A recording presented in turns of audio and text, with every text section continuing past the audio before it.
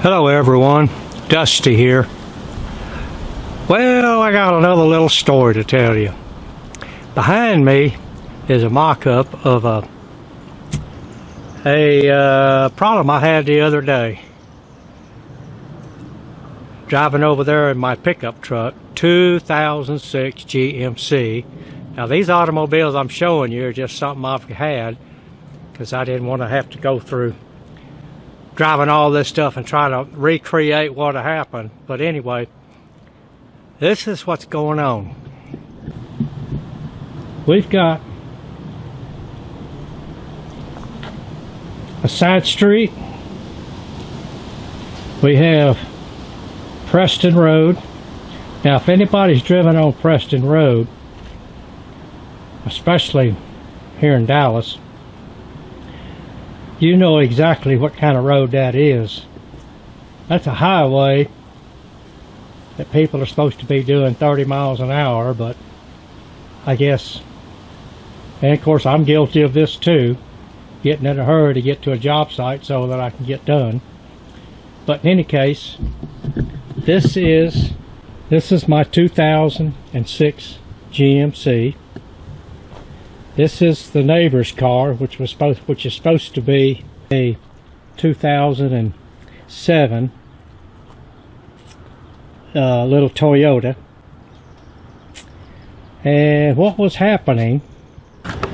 I'm driving down Preston Road, make my turn onto the side street. I pull down here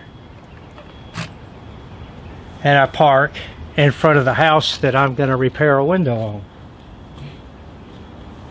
Now what we have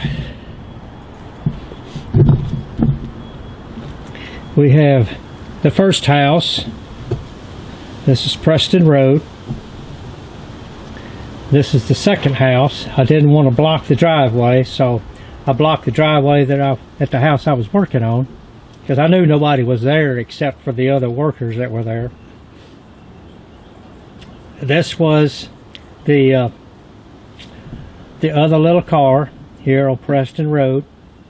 Excuse me, on the side road. Now we went over there. I talked to who I was supposed to talk to. Well, they needed me to go to another job to look at a window.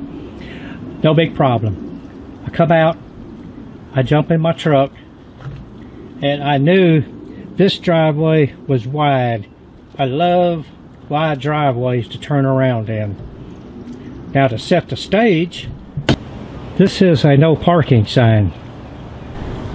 This here is the stop sign to Preston Road, or stop light. And as you well know, that on side streets coming into a main street, these lights don't last very long. Okay, well anyway, so what I'm doing, I'm getting ready to leave. And the first thing I said, okay, this is a extremely wide approach. And I thought, man, that's real easy to pull in. So what I decided to do, I backed up a little bit, pull over, pull into the driveway, and I knew I had plenty of room so that I wouldn't be running over their grass or whatever I was going to run over. And so as I was backing up, I knew that I had plenty of time to hit my brakes. And so as I was backing up, I was fixing to hit my brakes. But as I slam on the brakes, there was nothing that happened. And so I kept rolling backwards. Well, everybody thinks they have enough time to react as far as when they're in their automobile. Something happens. You just don't have enough time to exactly figure out what in the world's going on. I hit my brakes, nothing happened. As I'm rolling back, I hit my brakes again, nothing happened. I bumped this little car. As I bumped this little car, I thought, oh gosh, not again. So I thought, well, okay, no problem. And I wasn't even thinking about the brakes. I was thinking of the neighbor's car. I thought, well, heck. As I pull up and was getting ready to park, I hit the brakes again. No brakes. I thought, well, this is odd. So anyway, I wasn't going but maybe a mile or two an hour because I knew I was going to have to stop anyway. So I got up here and I stopped. Put the park brake on, put it in park. I get out. First thing I do is I look at my truck, you know. Well, nothing wrong with it. So then as I get out of my pickup truck, I come over here, I look at my truck first. I turn around and look, see, nobody coming from that way. Nobody coming from that way. I thought, well, I'm in luck. But then I thought, nah, I'm not going to do that.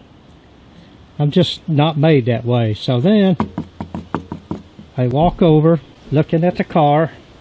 All I see is maybe a small scratch. I says it wouldn't amount to a hill of beans. I mean, you get those in the parking lot sometimes. I turn and look and I thought, you know, I didn't do no damage at all to that car. But I thought, you know what? Go ahead and tell somebody. So, as I left, next thing I do, I'm looking at my truck again. And I thought, what is wrong with this truck? So I thought, well, you know what? Okay, so then, after I looked at her car, first thing comes to my mind is my conscience. Well, here's my two conscience guides right here. As soon as I looked at her car, walking back to my pickup, looking at it, my two consciences came to mind. These are my two consciences right here. As you can see, they're extremely happy that they're with me today. I'm not very happy, but that's okay. They kind of told me, oh, okay, Dusty, go see the lady at the house. This is probably about 1 o'clock in the afternoon. I said, well, okay. Also, Crosscut was in the front seat with me. He didn't care what was going on. He was just wanting to know when the next meal was. The lady, I went to the door, knocked on the door, rang the bell, and this nice lady comes to the door. I said, ma'am, I just hit your car. I didn't do much damage, but I want you to come out and look at it because I want to give you my insurance, papers, and whatever else we can decide on. And then, of course, she says, no comprende, no English. So I thought, oh, gosh, okay. So I walked back over to the house. I got the one fellow who's painting. He knows half and half English and Spanish. His son is with him. He knows everything. So I get them both to go over there. And the lady's already gone back in the house. She closed the door. So I went back over there, rang the bell. Here she comes. And then the communication starts. Okay. The lady, this. The other guy, this. And me, I'm just sitting there kind of thinking, well, I don't know what the guys are giving away, but anyway, it looks like things are going okay. So about that time, the lady of the house shows up, and I thought, oh, great. A person, I'll bet anything she knows English. So she comes over to me, and as I'm talking to her, hi, Miss So-and-so. And then she says, what's going on? I say, I hit your cleaning lady's car. And she says, where? So I sat there and I explained to her, you know, and we both looked at the back of her car, which is this part. And I mean, we had to get pretty close to see where I even touched it. But anyway, so I said, you know, I'll be glad to give you my information, anything I need to give you, you know, my insurance card, my driver's license, my phone number, I'll give you everything. And then she can go get an estimate and work it out with the insurance company. So we got through looking at the car. The lady was, the homeowner was real nice. I thought she was going to be upset because I had her cleaning lady outside, not doing the work inside the house. But anyway, she was very nice.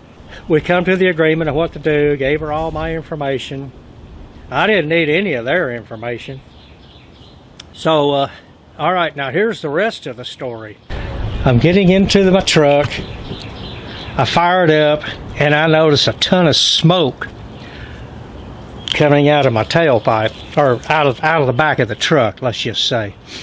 And I thought, well, it could be brake fluid. It could be, you know, just something wrong with the engine. I'm not sure what. Truck's only got 123,000 on it. I mean, back in the 60s and 70s, that meant far as you can go with an automobile back then, but nowadays you can go 300,000 and 400,000 miles, no problem. Well, anyway, I get in my truck, start it up. Okay, as I'm getting ready to leave, the back end of my car was kind of stuck out into the road, so I thought, well, the best thing to do is to back up, get lined up with the road, and then take off. But as soon as I took off, I decided, oh, you know what? I need to tell the guys that I'm leaving, that I'm going to be running late.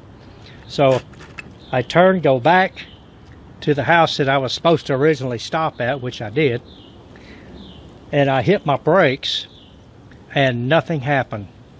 And I thought, oh my, there is something wrong with my brakes. I hit them again. I hit them again. And so I didn't know what to do. So my first thought was, let's get that no parking sign and hit it. And so I came over and I hit that parking sign, no parking sign. Now I'm really at a loss for my brain. I just didn't know what happened. I thought, this is crazy. And so I get out of the truck. Now I really got a frown on my face. And I thought, what in the world is going on? So now I'm talking to the guy that I work with, and he's explaining to me, you know, asks me what's going on. I explain what just happened. And so the first thing he says, well, I'm just going to go to the parts store and get you a part. I says, I don't even want to touch that truck. I says, I'm going to call a wrecker to come pick it up. And I'm going to have him take it over to the automotive shop, because what if something else happens to it? And plus, you go to the store, you get the part, you come back. Here it is 3 o'clock in the afternoon. It'd be 6 o'clock before I go to the other job. So he gets us other two fellas. We load up in his truck. We go to the job. And we finish the job. By then, the tow truck's been there, picked up my truck, and it's on the way to the automotive shop. Well, it was too late for me to call, because I knew they didn't have a chance to work on it, but they'd call to make sure it did get there. And they said, oh yeah, it's here. I said, okay, I'll call you tomorrow. So anyway, okay, so now me and the other guy, we get in his truck, we leave. He's got brakes, so we head up to the stop light, excuse me. Turns green, take a left, and went to the other job and got it finished. Well, anyway, that's my story. I did call the automotive place the next day, found out that one of the front rubber brake lines, don't know which side, had busted. We just never seem to be prepared for what's going to happen in life. Well, now here's the thank you Lord part of it. If I didn't stop at that house where I was at, and of course I'm just like everybody else, I'd hit the gas, head on to where I was going, but the light was red, and if I hit the brakes, I would have gone through the light out onto Preston Road. And of course, as you well know, Preston Road is not a good street to be on when you lose your brakes off of a side street. Preston Road has the green light. I've got the red light. There's no telling how many people would have gotten hurt. And then, of course, there ain't no telling if I would have survived it or not, especially if I got hit from the driver's side. But thank God, everything worked out fine. My truck is still in the shop. They're working on it. And, of course, it was the right-hand side, or I guess you should say the passenger side rubber brake line broke. And not only that, it's got a blown head gasket. Now, how in the world that happened, I'll never know. Because I don't dog this truck, I don't do anything. I've been driving it since 2012, and it's been a wonderful pickup truck. Even Crosscut can vouch for that. Many trips he's been with me. Yeah, it's been a good truck. Well, of course, anyway. Well, that's my story. Just goes to show you, sometimes we're never prepared. And so another one of those thank you, Lord days. I've had a few of them here in the last few days. So, well, anyway, all right. Well, I hope y'all enjoyed my story. Have a safe trip.